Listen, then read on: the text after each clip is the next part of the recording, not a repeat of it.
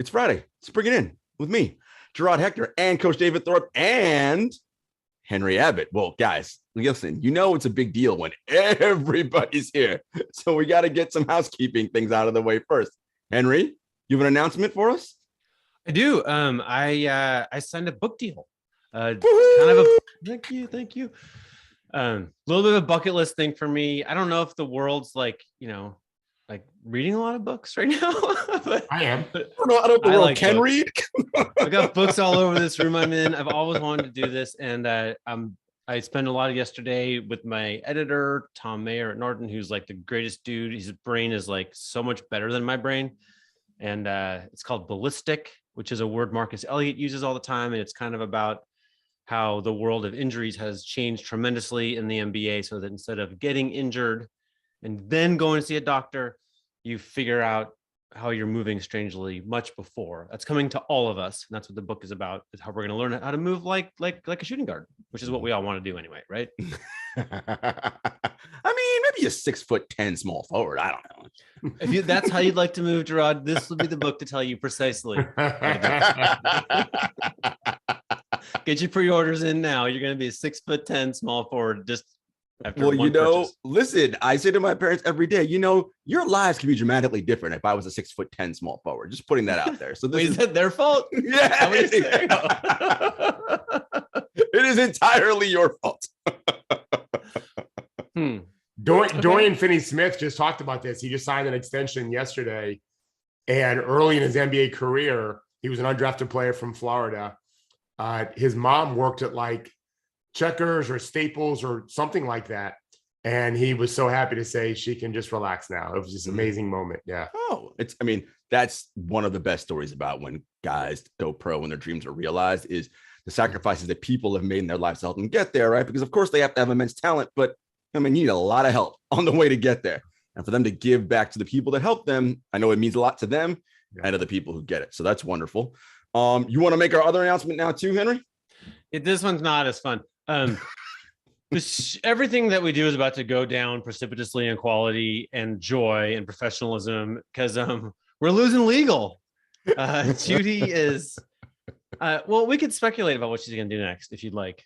Listen, she's a super brilliant person. She's going to do a million different things. She might change the world. Whatever she wants to do. Might, yeah. So we're getting a new producer for this show. We are. Me.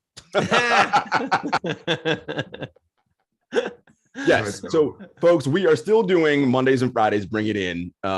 It's just going to be in a different format, no longer on Zoom, but you will still get the audio version in your Substack, and I believe it also comes in your if you're an Apple Podcast person, right? It also comes on your Apple Podcast. So that will not change. Same audio version. There won't be the live video component for all of you wonderful people who join us every day, every Monday and Friday live. We're sorry to see your lovely tweets and messages in the chat go away, but the same great content that you get from us audio wise will be here. And thank you, Judy. And I think one idea is the audio is gonna be better. Yes, that is the goal, to make the audio better, so when you're listening, it doesn't drop out, and so work with us. I might even put some cool intro and outro music on, guys. Just to get us all jazzed up for the podcast. So wait, Jarod. So are we not even going to have to put the camera on? Or are we going to have it on just for you and I, but it won't be? Oh, yeah. The camera will be on for, just us, because we'll still cut up clips and we'll do like behind the scenes, or like when we were starting, Henry said something funny. And then we'll cut that up. Jarod, so Devin is grappling with the reality of this would be the last live show. Yes. For listeners listening to. Is it a possibility that certain MVP listeners could just dial in anyway? we can invite people on sometimes. Yeah. Yes. We will make it so that some MVP listeners who are here and who are the diehards can come in every once in a while and join us. Doable, right? That should be doable.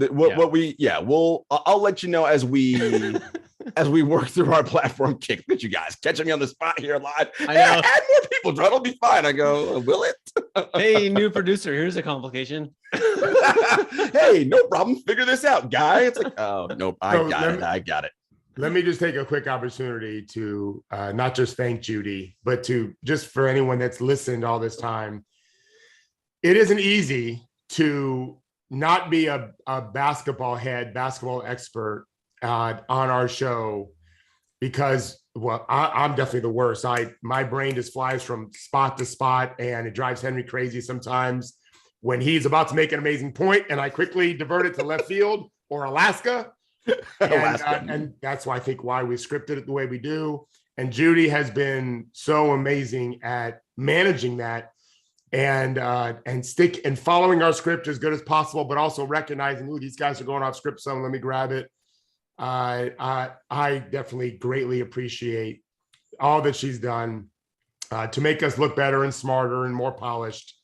And Judy, you'll always be in my mind as someone who really helped us get this thing started. And she makes it end on time. Coach, why do you have to be all sappy all the time? Jarod can't handle it. He just can't. I'm trying to get in here and we got to get all emotional. Come on, dude. It's like Friday morning at 11. I'll tell you the other thing about Judy is occasionally she comes on the show and then she's the best talent / guest we ever had. That's where we failed. We failed because it's her fault. To be clear, we all want her on all the time. And the fact that she doesn't know the game quite like we do only makes it better. Yeah. She's our target audience. It depends what the game is. If it's being awesome on a show, knows that game. She knows that game. Yeah. Look, I want to echo Coach's sentiments. I don't want to get too kumbaya-y because listen, I don't want to do that. But I have, last summer when we did a live show, we always do, but all together in person at Judy's house, I had a newfound appreciation for what it is that she actually does behind the scenes. It is like herding cats. Okay. Literally, she's got a million things going. Jarod, pick your microphone up. I can't hear you.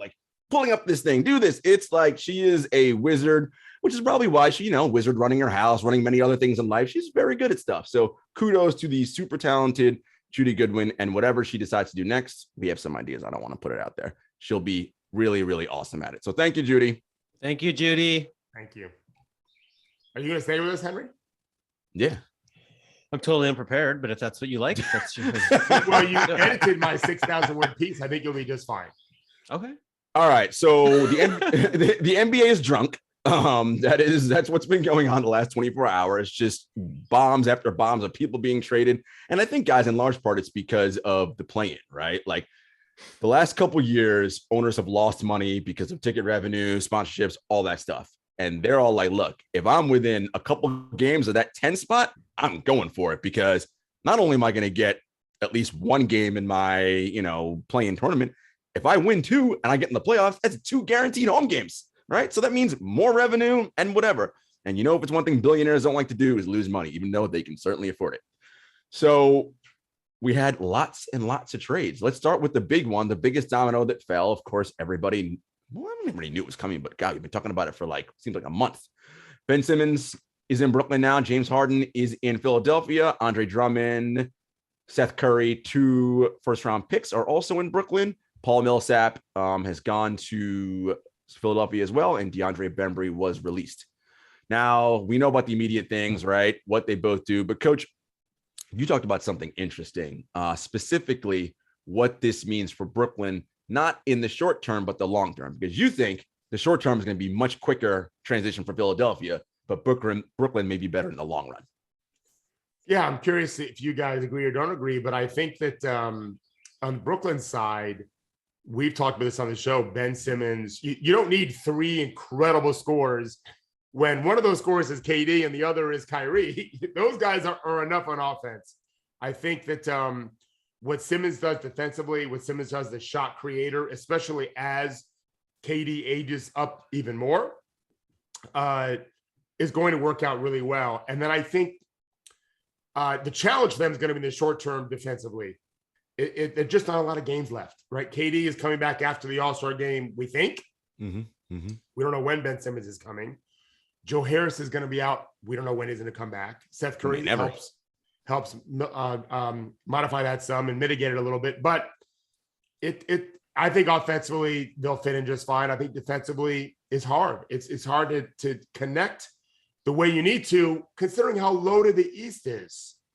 So, but I think down the road they'll figure it out next year and beyond. And they got those 2 picks, which who knows what they'll do. Yeah, I think Brooklyn ended up doing. I think they got the better of it in the long term. But for the short term, the Sixers got the guy they want, not convinced they're going to win a championship, but they certainly have a great shot for them. Better than they did before, probably. Even with Ben Simmons, probably better. And so it's a win in Daryl Morey's mind. It's a win for him because he makes them better right now, and that's what he's focused on. Yeah, Henry, let's look at it from like, oh, you had a point before I asked you a question. I did that thing, or they did my face. I would be interested to know the offers they declined.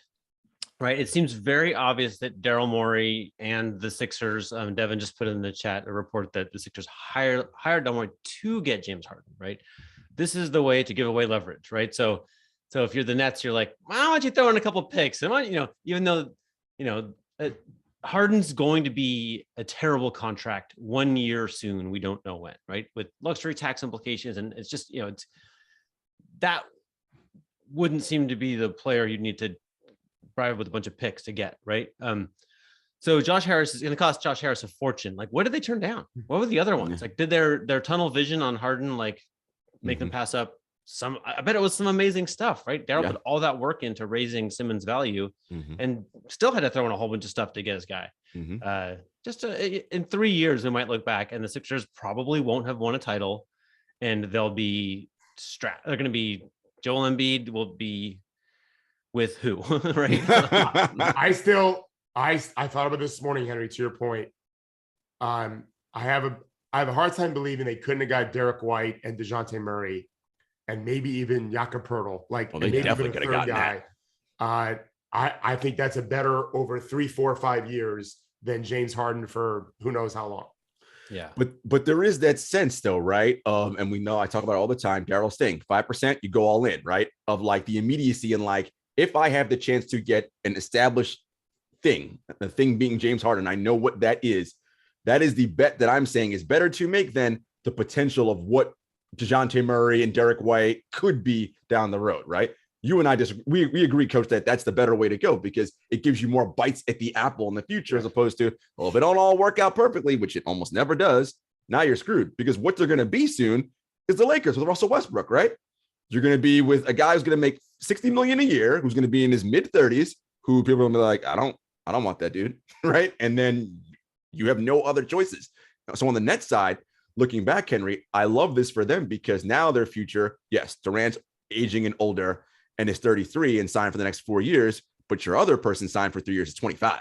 So you're looking a lot better for the long term, right? Because you're like, all right, KD gets older, gets more injury prone. We got some issues, but at least I have like 25-year-old. He'll be 28, 29 at the end of this deal. That's still in his prime. I got 2 picks back. So all that stuff I gave up to get Harden, I recouped at least some of it. And we're not as dead as we were, 6 months ago, a year ago. Oh, and Henry knows, because we talked about some yesterday. It's just a guess, guys. I just think KD is the perfect voice for Ben Simmons. If you have to create an on-court voice of reason to him, I think that, you can't bully him the way LeBron can do. And you can't be a jokester the way Embiid was. That was not a good pairing. KD is so chill. Even last night, he's got this chill personality, but he's KD. So it comes with enormous gravitas. And he's a great teammate on the court. Not a good one, a great one. He can score 40 a game. We know that. He doesn't want to. I think that if anyone could say to Ben, dude, go ahead and take that shot and have him do it, it's this guy. Doesn't mean it will. And so I like that pairing going forward too for that reason. And style-wise, and I always say this, KD's malleability makes it easy, right? Like he isn't a pound for 25 seconds or whatever. And then catch, shoot, pin down. Like it doesn't, right? You can, and he'll still get his 35, 40, whatever. And it allows Ben to do all the other things. Another interesting little tidbit here that I think is going to be helpful for him.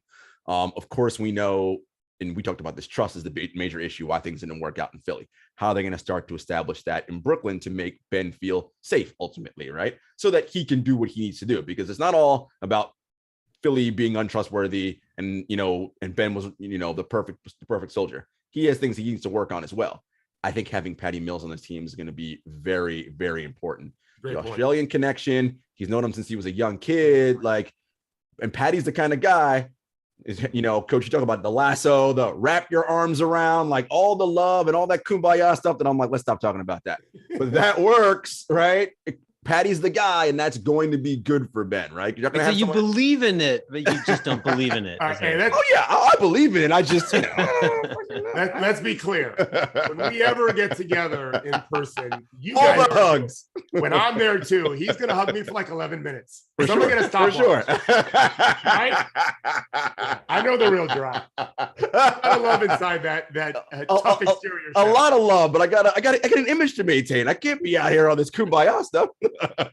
Is it working? For me. So yes, I think Patty will be a big help in getting him to do ultimately whatever it is they need him to do going forward in the long run. So, and then, on the Philly side, I agree with you. I think having Harden there, here's what I wonder though, Coach. A lot of people are assuming you're getting all NBA, elite, top 5 James Harden. And even if he was sandbagging, which he definitely was in that Sacramento game, there was still plenty of times during the year when he wasn't sandbagging. And I'm like, dude, you just don't look like speaking of Marcus Elliott, we know what his superpower is, his breaks, right? The ability to come to a stop better than anybody else. Well, those brake pads have gotten thinner over time, right? They're not what they once were. And that's a little bit of his problem in being able to be as good as he once was. And it may be enough, but I don't know. Well, of course you're right. And I love the brake pad analogy. Joel Embiid is having a year, as we've talked about. And supposedly one of Harden's issues with the Brooklyn squad was, I've got to do this again. Why don't I leave Houston for this? KD's not around. No surprise. I mean, guys get hurt at that age. And Kyrie electively is only here half the time. And I hate that dude because he hates Kyrie. Oh, I didn't know that. So Embiid is an easy target. Like, James, you want to take some plays off, throw it to that dude and get out of the way. So, and they've got good shooters. If Korkmaz is struggling as a shooter this year, he's shot well the previous few seasons. If he could find his range, they've got a ton of shooters, even without Curry. It should make a difference for them. They're going to be, he's going to have to guard.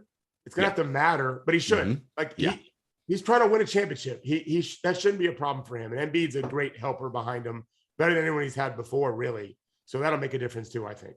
And the last thing on Harden, in many ways, this is kind of his last reputational chance, right? This flames out here. And it's like, hey, buddy, the common denominator in the flameouts is you, right? Like, you seem to be the thing that's happening everywhere you go. So, if it doesn't work out here, I think this is going to be an ugly stain for him. There's a big difference between moving away from something and moving to something, right? Like, right. He's always moving away, it feels like, right? Like, what it's always like, well, he had to leave. Like, I don't know if he loved Philadelphia. I hope he does, right? We'll see. But like, he definitely didn't like everywhere before, right? Like, facts. And that's like a, when are you happy? When do you feel at home? It better be here, to your point. Yeah, for sure. All right, let's move on. Which trade do we want to talk about next? You want to go with New Orleans because of the CJ deal, and like it's near and dear to Henry's heart because of CJ and all that, so. Sure. He's a fun guy to talk about. Okay. And he played last night, so it's nice. All right. Pelicans got CJ, Larry Nance Jr., and Tony Snell. Nickeil Alexander-Walker. God, he's been to 2 places already since Monday? Yeah. He's now on Utah, if I'm not mistaken. Yes. Let's look immediately at New Orleans. What do we like about this trade for them, Coach? I think it gives them an experienced, polished voice. Henry edited part of this out, but Lehigh grad, owns his own vineyard. Still in there. It's still in there, David. No, I know, but I added some more stuff. Like, no one has a friend like that. Yeah. NBA players have that. I mean, that's just not common in the NBA or in my neighborhood or yours. And he's got that, not just intellectual, but mature, professional. And then Henry put it in our document, they put it in the actual article where he gave the masterclass interview yesterday about why do you want to be in New Orleans? It may all be made up, but that's kind of the point too.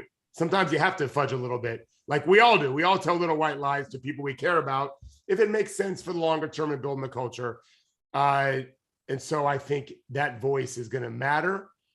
And Brandon Ingram's good, like really good. I love him. Willie Green, we don't know yet, but he's supposed to be a great people person. And Valanciunas is very good. And now they had CJ to that. And then, of course, as I wrote, Henry brought it to my attention first. God, maybe they've been hanging out, he and Zion in Portland. That's where supposedly Zion is. Oh, good one, Henry. Hanging out. And if anyone can get Zion to say, dude, I've been around. I know a little bit about the postseason. By the way, I've been killing it for 6 straight postseasons, whatever it is that CJ's been doing. True. 9 straight series. He's averaging 19 points, whatever a game. Come on back. Let's go. Let's see what we can do this year. The West is kind of open after the top 3 or 4. And so that might be the most important thing. If you can get Zion to come back and be fired up and healthy, which we don't know at all what's going on, they got something cooking there a little bit for the next couple of years anyway. They are obviously a play-in team as of right now. They're in the play-in rounds, which gotta say, kudos to Willie Green after what they started the season, 1-10 or something ridiculous. They weren't very good. Yeah. Like, so for them to be, I mean, they're still under 500, but to be in the play-in, that's pretty good. And look, if they can look, who says anything about winning the play-in, but just get in the play-in and win a game, maybe, like, all right, kudos. Like, that's a step in the right direction. And so they got to be looking at Zion and saying, look, we know there's some issues there, clearly, right? Don't you want to be a part of this, man? If you're here, not only can we win, we can maybe win a round in the playoffs, right? Like, does that sort of type of talk entice him to come on back to New Orleans, my friend? What do you think, Henry? I have to believe this is their thinking. Nothing matters, right? Just to sustain NBA basketball in New Orleans, like, Zion has to be back. Fact. Right? Like, nothing else matters. And like, this is the president of the Players Association, like, whatever Zion's concerns may be, like, here's the problem solver guy. Right. And he specifically mentioned his relationships, CJ did, with, he's heard great things about Willie Green, Trajan Langdon, Griff. Like, he just kind of loved up the whole organization. And they're like, well, why did you choose to be here? And he said, have you seen all the young talent? Have you seen BI play? Right. Yeah. Like, I feel like smart he's guy. Talking to Zion, right? Like, yeah. Oh yeah. This is how you role model how to love it here. And so I don't know if it'll work or not. There's some strange stuff going on there. Right. And it's tremendously important. I can imagine the ulcers that David Griffin has, that Willie Green have over this, but worth a shot, right? This is a little bit of masterclass in loving where you are. And it's unlikely CJ's super excited to be there, really, right? Like, he owns a vineyard in Oregon, and he just had a baby there a month ago. But he's doing the showing right how to make the best of it, right? And it could be very important if it gets you Zion back. Henry, are you saying he's the opposite of James Harden? Oh, yeah, I am. I just thought of that. and let's not forget how good Zion is. Yes. Like, it's easy to forget because he hasn't played all year, but this guy would be destroying the league. Who cares? They call fouls, don't call fouls. He's trucking everybody. And he's a playmaker, not just a scorer. Yeah. He is a magical, magical talent, perfectly fit for the way the NBA is playing right now. Henry, you mentioned the ulcers at David Griffin and Trajan Langdon and Willie Green in the front office have, and sleepless nights for sure. Do you think they look at Memphis and they're like, what the hell? Like, we were on the same timeline, essentially, right? We picked the number 1 guy that draft. They picked number 2, and they are looking light years. Shout out to the Warriors, light years ahead of us. What is happening? You think that's like part of his sleepless nights? Definitely. I mean, they just need to win. Like, they've done a lot of things that we all said were smart, right? With declining enthusiasm over time. Like, it just does. There have been plenty of high potential players and picks through there, right? But it's just been kind of wrong again. And mostly, however, whatever's happened with Zion, right? Just they went from having the most enthusiastic player in baskbasketball to the least enthusiastic player in basketball. Yeah. Like, if leadership is breathing spirit, like, they sucked spirit. I don't know. Like, gone, right? Like that's too bad, right? So they just need. It just doesn't matter anymore if they make smart looking moves. They just need to win 10 games in a row, right? Yeah. And the Zion thing is huge, right? Can they reach some kind of, connection with Team Zion, right? Because that seems to be the thing, right? I don't even know who Team Zion is, but whoever those people are, right? Like, they've got to somehow have a come to Jesus moment. All right, your Blazers were part of this, but they also had quite a haul of it. Already hurts my feelings. quite a hold themselves. They got Josh Hart, Thomas Ederansky, well, we talked about Alex. He moved. Didi Lozada, 2022 first round protected pick and 2 second round picks. And you put out a fun poll on Twitter saying, do you all think that the Blazers are building around Damian Lillard, true or false? And I'm pretty sure everyone said false. I think like 70-ish%. It's just not, I mean, it's just not credible, right? Like they got a bunch of players who are much younger or need the ball. And all we really know for sure is that Damian would like to play with an athletic big. And they had one in Larry Nance. Actually, they have Greg Brown, who but he's very young. They had one, trade him away, right? So now they have like zero today ready players who do what Damian most wants. So, I don't think they're building around Damian Lillard. I just don't, it doesn't make sense. So, and Anthony Simons and him and CJ 2.0, right? It's essentially the same thing. 2 small guards, right? Like David has lots of venom for that. Oh, tell me, David, what? I mean, I like Simons. Yeah. I do too. No, I like Simons. I do. I've liked him since I remember telling Henry about him. I think he was a rookie and really couldn't guard anyone. He still can't. Defensively, it's still really a problem for him. Listen, as Henry said, this is, if you wave a magic wand and we go back in time to when Damian, not anyone else, Damian first said that, the team's on the clock a little bit. Is this what everyone imagined Portland would end up doing? The answer has to be no. They had all sorts of possibilities, whether it's the Ben Simmons deal or whatever. And this is what they're stuck with. Brooklyn was proactive. They recognized they may lose Harden in the offseason. Not now, in the offseason. They did their deal. They got themselves Ben Simmons. I think Portland could have had him. I really do. And for whatever reason, whether it's Damian or the team, whatever, they didn't pull it off. So I don't think Damian Lillard will be on the Portland Trailblazers when they win their next playoff series. Well, it'll be somebody else. Who knows when that'll even happen, exactly, given the state of that roster. But yes, point taken. I think that no one's the Sacramento Kings, which is it's been since 2006 since they made the playoffs. Disaster. But, you can't just assume you'll get it back in 3 or 4 years. It's a rough road, and they're just now entering that rougher stretch right now. Henry, we talked about the other day on the phone. Is Jody Allen want to sell the team? Like, there's all these other things, and then reputationally, right? Can you elaborate on Dame saying I want to stay and constantly making that public stance and what he's actually concerned about there? Well, the public statements don't go together, right? It just doesn't make sense that like he was legitimately and plainly and clearly unhappy with the quality of the roster last summer, like that how long quote when they get kicked out of the playoffs, right? And now they've just gotten like fantastically worse since then.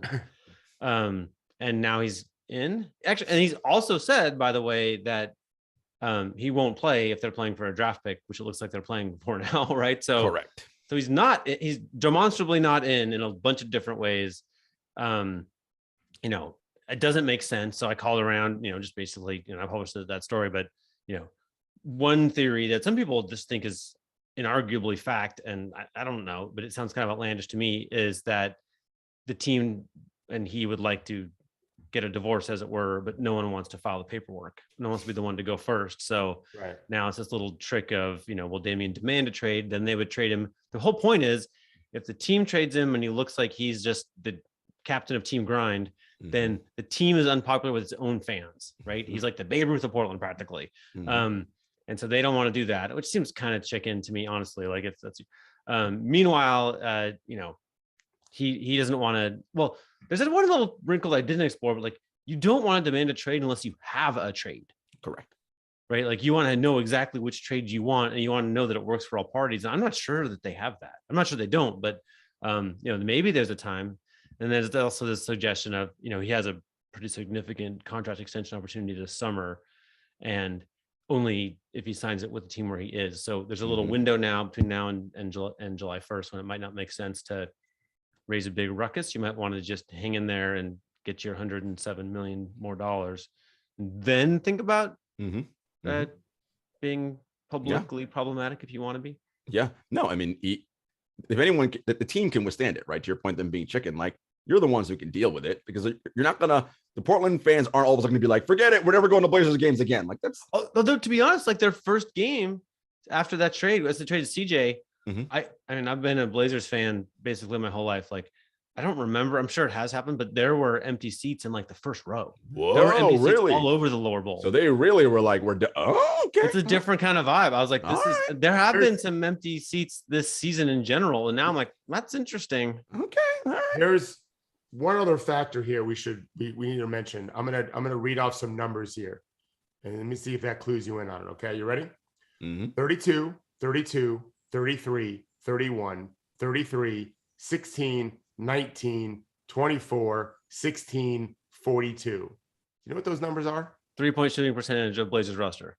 That's Gary Trent's last 9 games for the Raptors when they've won 8 straight. He had 42 last night. A quiz. So, you know the rules. No quizzes. Super busted, David. You have to go to quiz jail. I'm not a rule follower anyway. Here's the other number. How about 23, which is the age he turned last month? Oh, I'm sorry. Gary Trent just turned 23? Yeah, last month. Oh, hell no. What the? You could have traded CJ and had this guy be your shooting guard for he's ready to help you win right now as he's doing in Toronto, who is surging. He's 23. But David, with all due respect, the Blazers got Norman Powell. Okay. So. Right. And he's not even there anymore. That was my next thing. They traded him for Powell and he's gone too. I know. This is just a train wreck. This is I call them in our piece team fuck up. You did. They fucked this up. That wasn't for the children. Yeah. That wasn't. Coach Thorpe, not for the children. I like it. For the children. Is anybody concerned with Dame? Very much so. With Dame at his age and his size getting an extension? Not to the level maybe of the Harden, anything with Harden, but is there any kind of like, I don't know if I want to be tied up long term to him? I think Henry has a really good, I don't know if he'll say it. And if you don't want to say it, Henry, don't. But the idea of why we pay players like this sometimes because we owe them so much from the early years. You don't have to mention who said this to you. The CBA, I could. Well, I don't even know if I'm lucid enough on it to write the essay, but there's an essay about the CBA is just totally crazy and like broken right now. Yeah. One of the things is like Chris Paul was a top 10 player in the NBA when he was making $3 million a year. Right. And so, he's an extreme example, but it's sort of true of all of the superstars. And so they want it back. Right. Like John Wall doesn't sign that deal because he thinks he's worth it now. It's because he already is owed that money. Right. Mm-hmm. So we have these terrible deals and then it makes everybody very unhappy. Ask Russell Westbrook, right? Like this is just so I think Damian Lillard, like Woj had a story that when the Blazers were interviewing candidates to replace Neil O'Shea, they asked them, what do you think about this extension? The story is, who knows, might not be true, that like a lot of the candidates were like, I don't think we should pay him that money. Like generally this contract, when you're 31, 32, well, you sign it when you're 32, but it's going to be extended to when you're 35-ish, doesn't pan out, right? So, and it's a tremendous amount of money. So yeah, I think there's a legitimate concern that, he won't be worth that. But I think he'll get it from someone. Yeah. Right. It just takes one. Mm-hmm. It's just a question of like, you almost never, other than Chris Paul right now in Phoenix, can combine that deal with winning. Yeah. Yeah. Right. Because your contract is the reason you can't win. Yeah. Problem. Yeah. No, it's fair. And, everyone knows Dunks and Threes EPM is one of our favorite all-in-one metrics here. So I'm going to give you guys a top 10 in EPM right now. And are they correlating in top 10 salaries in the league? Nikola Jokic, Steph Curry, Giannis, Joel Embiid, LeBron James, Jimmy Butler, Chris Paul, Rudy Gobert, Kevin Durant, and Jarrett Allen. Yeah. Yeah. Those are your 10. Yeah. Those guys correlate. There's what Chris Paul's doing is instructive a little bit too. Mike Conley too, and maybe Drew Holiday going forward. Guys that defend. Mm-hmm. The problem we have with people like Harden and Lillard and Westbrook at this age, zero defense. They're just one-sided players, and if they're not really super elite on that one side, they're doomed in terms of value for the money. This doesn't bode well for Trae Young a decade from now. We have a long way to go for that. but these other guys, they guard, and they don't have to be terrific scorers to be really valuable.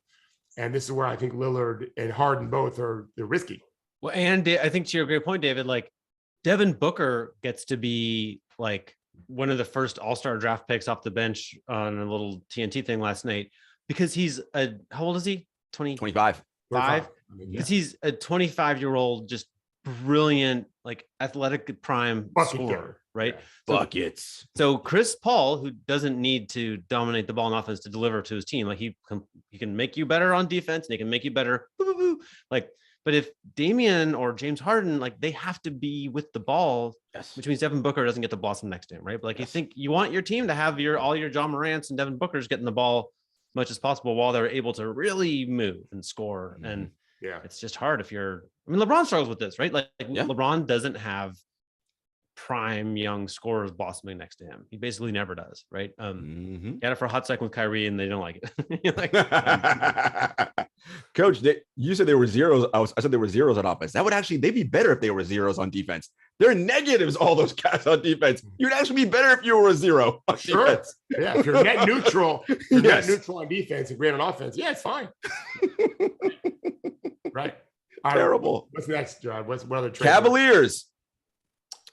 Well, give us your thought.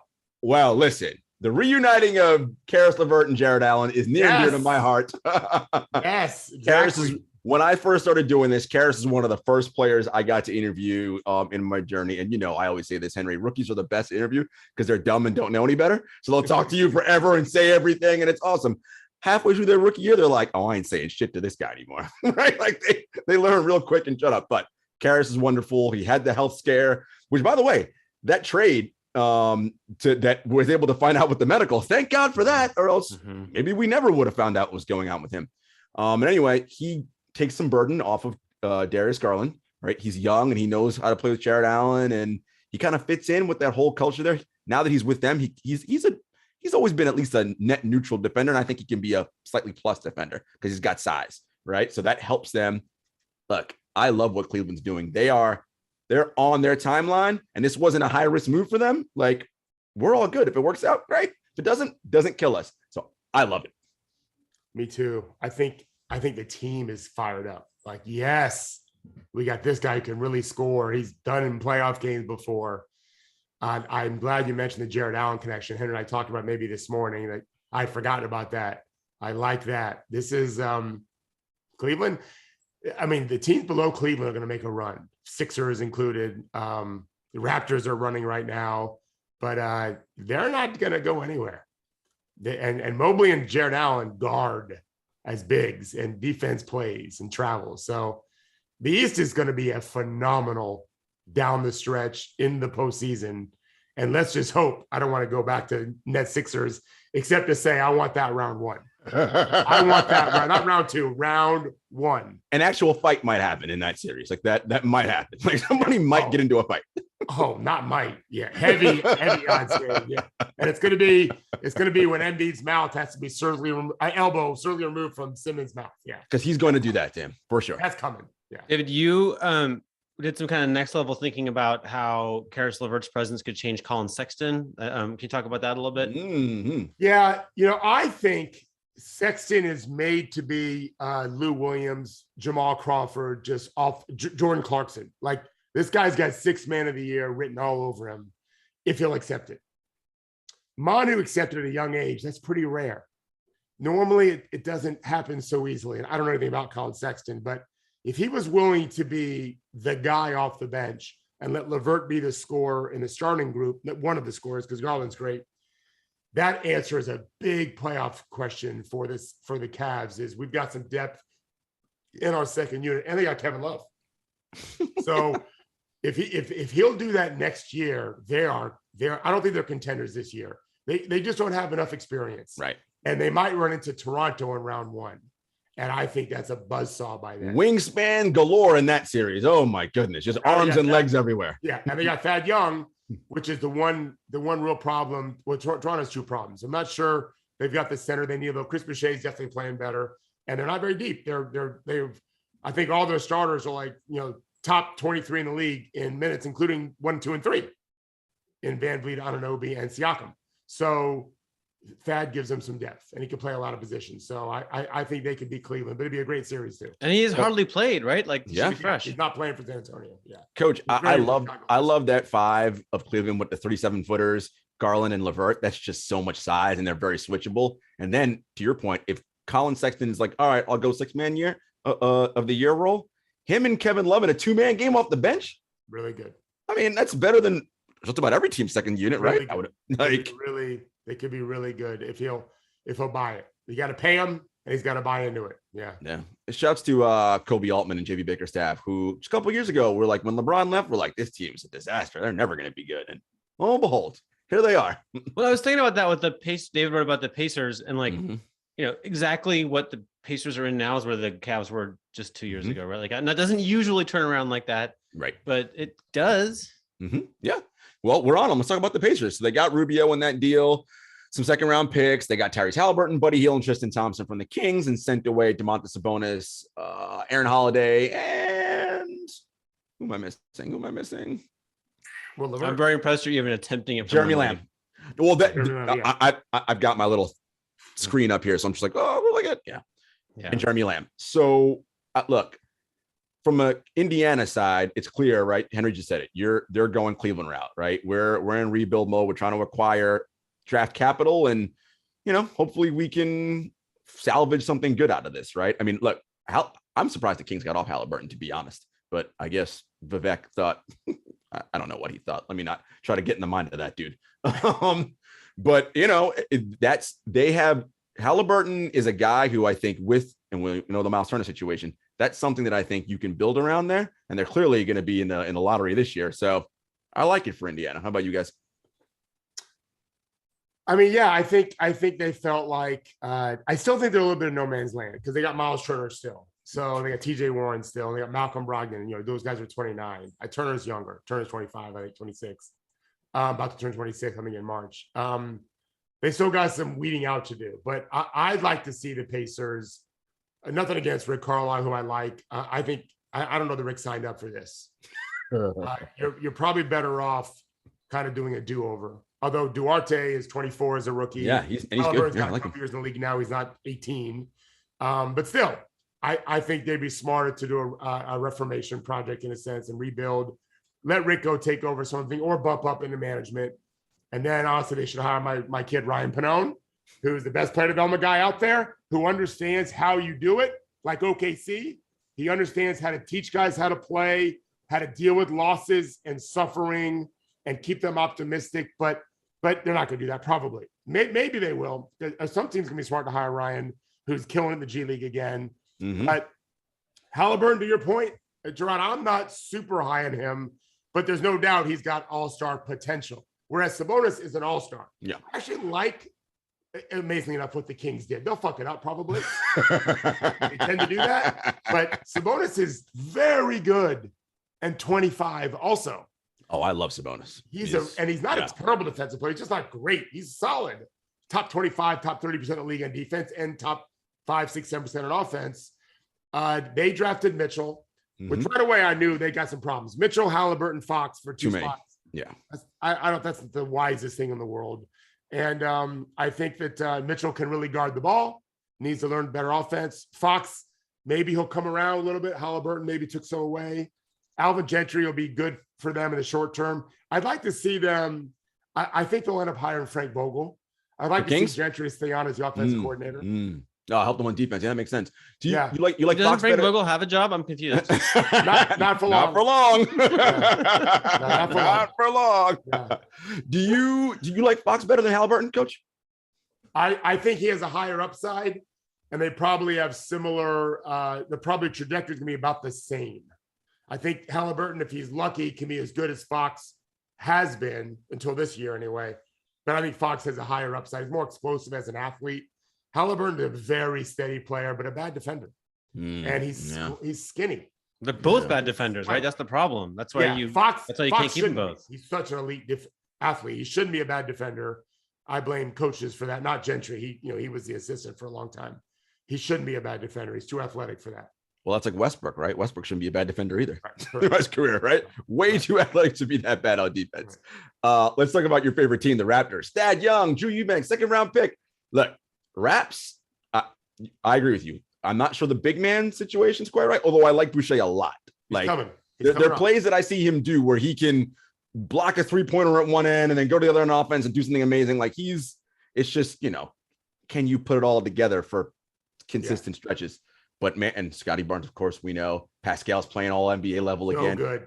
As I said, wingspan for days, minus Fred VanVleet. He's a little short, but little short. Bars the hell out of you. He does. Thinks he's Kyle Lowry and is about to break Lowry's 3-point record for the Raptors by 1 million. Yeah. He's stroking it. So that team is going to be a nightmare in the postseason. Siakam is just playing bully ball. I watched him last night. Of course, it was against Houston, but he's like, none of these motherfuckers can guard me. I'm turned on. And as he comes around defensively, which is coming, they're going to be a hell of a team. And wasn't that the second night of a back-to-back for him too? Yeah, it was. So. Yeah. To your point, guys, like the Eastern Conference, like let's just forget about the plan. Let's just say the top 8 people are in because I don't want to do the math. I mean, there's no easy round series in there, right? Where you're like, all right, cool, we're gonna skate in round 1 and sweep. Not really, right? Like, well, because Boston added Derek White, a top defender, to the best defensive team in the league in the last month and a half or whatever. They've been guarding the hell out of the ball. What's going on in Boston? And what's Ime Udoka doing? And then they added Daniel Tice to back up Robert Williams, who's a good defender. They're going to be like, they might win some games in the 80s, but if Brown and Tatum can get cooking, which they're doing better, all of a sudden offensively they're pretty damn good, and defensively they're monsters. And that's the recipe, right, Henry? We see every playoffs, right? And I'll say all the time, regular season ball and playoff ball just looks aesthetically different always, right? Because if you have these wing guys like Tatum and Brown who can score in isolation and go off in playoff settings, that matters so much because you can win a game or two with just that alone. And if they're guarding too, yeah, I mean, it's gonna work. The thing that always, like, what we don't know is what happened if you don't shorten your rotation and actually have like fresh players who can run and jump and stuff. Like that might totally work in the playoffs. Everyone just agrees not to do it. Yeah. Right. Yeah. Like, you think it's a conspiracy, Henry, that all the coaches say ahead of time, guys, come playoff times, if we're only going 7 deep, forget it. We are not going 10. I think the conspiracy is like, let's all make sure no one gets fired. And so you just don't do weird stuff. Right. If you do weird stuff, then on talk radio, they say that it was your fault. Whereas if you do what everybody else does, like, why is he playing 10 deep or whatever is the kind of thing they would say that gets you fired. So you just do what everybody does. Right. This is why hero ball exists too. Right. Same reason is because you gotta get your ball your best player. It's like, well, not if that guy's wide fucking open, But, I think Snyder needs to watch this. He had the best bench in the league last year and barely played him in the postseason. It's so weird to me. And by the way, I'm starting to increase feel you're a terrible coach if you can only earn trust in 7 players. Like there's 10 people on your roster that came through this year that you just not have nothing to do with them. Like, what the hell? So to that end, right? Do Nick Nurse and Eric Spoelstra have a leg up over other coaches because they're like, we're willing to go into our bench. We try and tinker all the time. Yeah. Well, yes. To be specific, yes, and to be specific in the Heat's case, they're the number 1 team in the East, and Lowry and Bam and Butler have missed like 55 games. So they're going to get better. They're going to get better. And then the Bulls have been forced to play a lot of guys because of their injuries. Lonzo's coming back and Caruso's coming back. And I think Pat Williams, their very talented freshman, rookie, second-year player now, should be coming back at some point. Yeah. So it's almost like those guys are trade acquisitions too. They've been out a bit. Not a long time in the case of Lonzo and Caruso, but long enough where they're managing. I think Bulls are still in second in the East, wins and losses wise. They're gonna have a tough time holding on to that. But this is the point we're talking about. The only team, we talk about being 8 deep. Well, the Hawks are probably going to be in number 9, and they're 8-2 in their last 10, and maybe Eastern Conference Finals, and are no pushover. So that's 9 teams. The 10th team is going to be Charlotte, and they're in the tank right now. Right. So it's 9 talented teams in the East. Amazing. I remember when I was a kid that Dominique Wilkins Hawks won 18 games in a row, I think, to end the year or close. And so that number 18 sort of playing through my head is like, it can happen, right? It can happen. It's less likely today, I would argue, but I think there are 11 games separating one from 11 in the East. I think is the math. So it's not likely that, but someone could zoom. I mean, this is like somebody goes on a 10-game winning streak, and it's now I'm in charge. Let's talk about the Bucks really quick. Serge Ibaka, does this help them size wise at all? I think no. I think Serge is like done. I think he's cooked. I think it just gives them some spot minutes when Portis, who's now their starter, is out for whatever reason, foul trouble, injury, tweaking ankle, whatever. Giannis is their backup. And he's the best backup. He's the best backup center in the world. Let's be clear. Okay. So, but you can't play him 48 minutes. And so now Ibaka at least knows how to play, but I don't think they can. I think he's just going to help them in the margins a little bit, which matter in the postseason, but it's not a big deal. It's a small deal. By the way, that Suns Bucks game last night. I watched it. Phoenix is, I wish I was a car guy because this would sound so much smarter. I know one brand basically. They are a finely tuned machine, man. They are, man. They pass on the beat. Yes. At the beginning of the beat, not the end of it, which is an eternity in basketball. Just as you're reacting defensively, it's gone. And that there is a synchronicity to that. It's beautiful. A timing that is so hard to find. It's beautiful. Henry, of course, there'd be the emotional toll of you playing pickup with Chris Paul. However, is this not the perfect team to play on, right? Everyone touches the ball, it moves, it gets, so then you're willing to sacrifice for your teammate on the other end because they do the same for me. Oh, like a 5-person system? What a cool idea. That team should look into that, What a novel concept. Ayton's really good now inside. Yes. Booker is Booker. Yeah. And Mikal Bridges, by the way, it ain't just defense. Yeah. He's getting off the bounce and doing some things. And Cam Johnson, man, everybody made fun of him making that pick. I was like, no, that was a very wise pick, actually. They had to get rid of Jalen Smith. That made me, they did. I was like, ooh, Jalen's gone. I don't love that. Where did Jalen Smith Indiana? Go? Maybe, yes. Because they're getting back Torrey Craig. Yeah. Right. And interesting. I don't think Indiana can pay him because of the deal. Because of the way the deal is structured as a lottery pick that doesn't have the option picked up. He's a talented player. The Suns screwed up. I want to mention that. Bad things happen to everybody in life, certainly in the league. And it's how you deal with that. How do you deal with the bad things that happen? In Ben Simmons' case, it went really bad. Sixers' case went really bad. And now we'll see if they fixed it. The Suns had Ayton not sign his extension, and they didn't offer an extension to Jalen Smith. This could wreck some franchises. And they're just rolling. That is not to be ignored. They've managed to deal with some bad things that happen, whether it's their fault or not, it's a separate issue. Bad things happen. Your fault, not your fault. How do you deal with it? They have steamrolled through it, and they're cooking. And their owner's under investigation. Right? I was going to say, and there's that. Yeah. Bad things happen. Hasn't affected them. The thing that made me nervous about them letting Jalen go is the size thing, because I still worry about them having not enough size, particularly on the wing, right? And you kind of saw it a little bit last night when Middleton and Drew I'm like, those guys are monsters. Like Chris Paul is one of my favorite players ever. He's a little guy. Like, you're a small man. Like, I worry about that a little bit for them. Did you watch the game at all, Jarod? Mm-hmm. Yeah, I watched the whole game. Did you see a lob he threw to JaVale McGee? Oh, it was really. He threw it to 75 feet. It was unbelievable accuracy and timing. And also amazing that McGee got it and dunked it. Like, this is where those guys, they can make other players. They just lead them to buckets. But you're not wrong. It's something we need to watch for a little bit. I haven't looked to see the buyout. I'm just breathing from the buyout market. Yeah. We need. I know people have written about the buyout candidates. You would think Phoenix is going to be in the running for somebody. Yeah. I would think so. And they found money found gold with Bismack Biyombo. Right, he's playing capable as a backup center, so that's wonderful for them. Really quick on the Pistons and Marvin Bagley.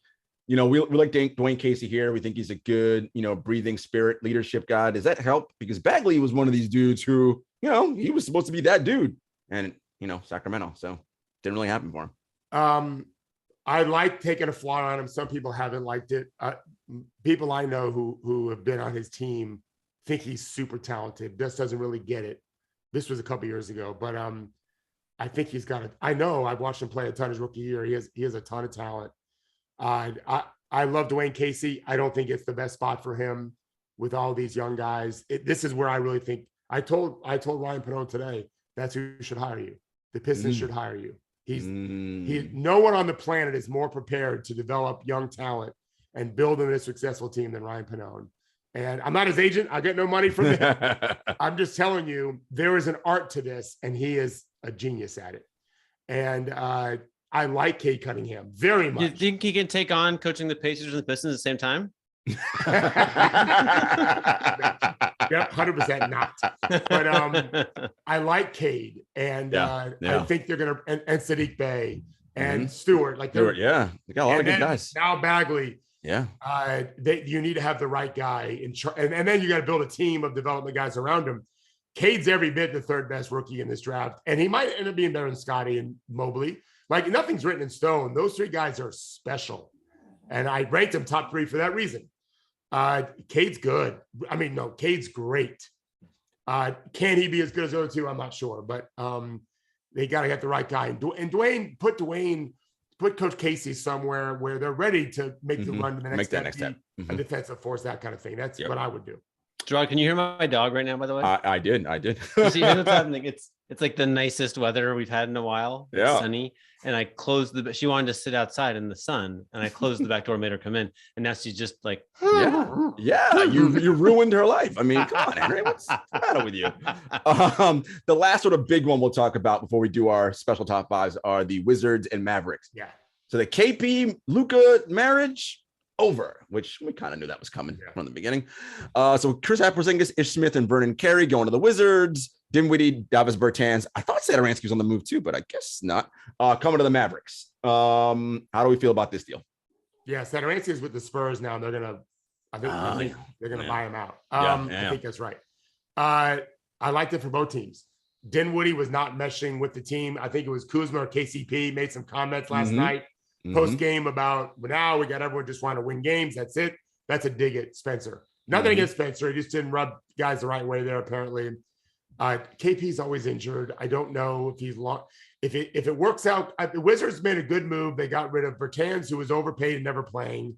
He was overpaid because he was never playing, and Spencer just wasn't working out with the team. They're trying to do a longer term deal now with Beal.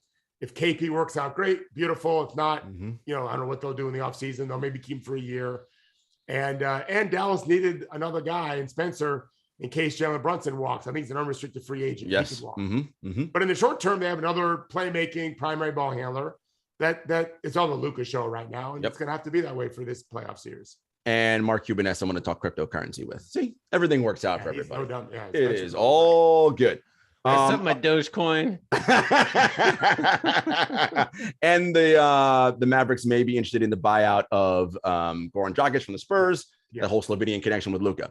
All right, Coach, we're doing something different with our top 5s. Who are the top 5 teams we see at the end of the season? So this means after the championship is won. So number 1 would be the champion, obviously. Henry, you want to participate in this too? I know it's a quiz. You guys go first, and I'm gonna see how my list looks after that. All right, I'll go first. Good. So my number 5 at the end of the season, which wasn't going to be this way until last night when Pat Connaughton got hurt, I'm going to put Bucks number 5 at the end of the season. Not for the playoff. This is for the regular season. They're going to be the 5th best team. Oh, I thought it was the end of the. I thought it was the end of the season. Oh, no, the regular season. I'm not trying to predict champions just yet. Oh, okay. Yeah. All right. Well, then I'm fine with that. This is record or like title potential. This will be just the best teams, regardless of record, as they go into the postseason. I'll have Milwaukee at number 5. I got Bucks at 5 too. Okay. Henry. Oh, we're all doing 5s. Okay, I got you. I thought you were going to do your whole 5. Okay. We can do that, Coach. Go. Just for fun. I'll give you my 5. I'll give you my 5. I got Milwaukee at 5. I have Miami at 4. I've got the Sixers pushing up to 3. Wow. And I've got Warriors at 2 and Suns at 1. We are almost the same. Bucks at 5, Heat at 4, Grizzlies at 3, Warriors at 2, Suns at 1. Good. Yeah. I have no qualms with that. Memphis is amazing too. So good. Yeah. I think I'm going. I'm just doing this now with no forethought. But 76ers at 5, Heat at 4, Nets at 3, Warriors at 2, Suns at 1. Oh, I'm forgetting the Bucks. You are a Ben Simmons believer. I like Pat it. Connaughton got hurt, so he's out. Yeah, so this is my list. I'm going to keep that list. It's the Knicks, stupid. ready. The Knicks will be in the bottom 5 at the end of the season. Sorry, dude. This is it. Legal. Anyway. Wait, do we still have to listen to Judy? He's going another half hour. What's she going to do? This is You always have to listen to legal. Okay? This is our last live show, folks. Again, we will see you on Monday after. At the end, you'll get it in your Substack and you'll get it in your podcast feed, all that. For Coach, for Henry, for Judy, thank you guys so much. And we will see you next week. Thank you. Peace. Safe.